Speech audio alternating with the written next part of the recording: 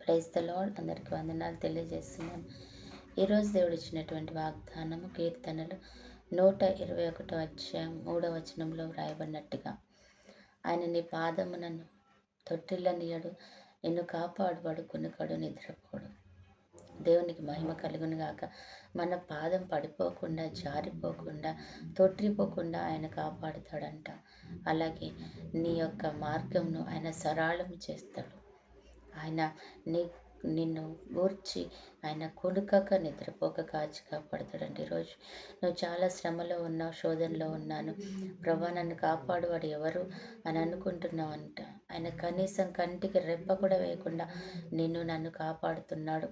ఆయన మర్చిపోలేదు, ఆయన మనల్ని విడిచిపెట్టలేదు, ఆయనకి నువ్వు దూరంగా లేవు అని దేవుడు మాట్లాడుతున్నాడు అనమాట. రాత్రి నిజంగానే నువ్వు భయపడుతున్నావా? ఈ ఉదయకాల సమయంలో నువ్వు నిజంగానే దేవుణ్ణి వెతుకుతున్నావా? ఆయన నీకు సమీపంగానే ఉన్నాడంట.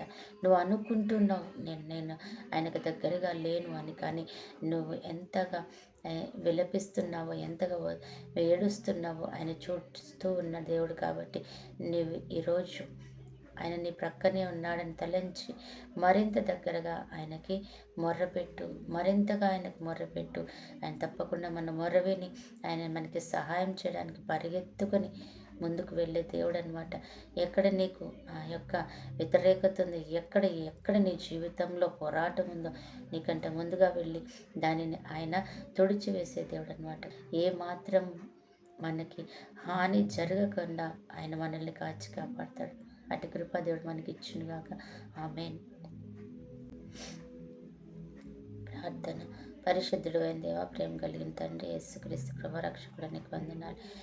ఎంతమంది అయితే ఈరోజు అడుగుతున్నారు ప్రభా, మీ సహాయం మాకు అందించండి, మీ ప్రేమ మాకు అందించండి, మీ కనికరం మాకు అందించండి తండ్రి అని అడుగుతున్న వారందరికీ సహాయం చేయండి. దీర్ఘాయుష్ కృపా కాపుదల క్షేమంలో వారికి దయచేయండి.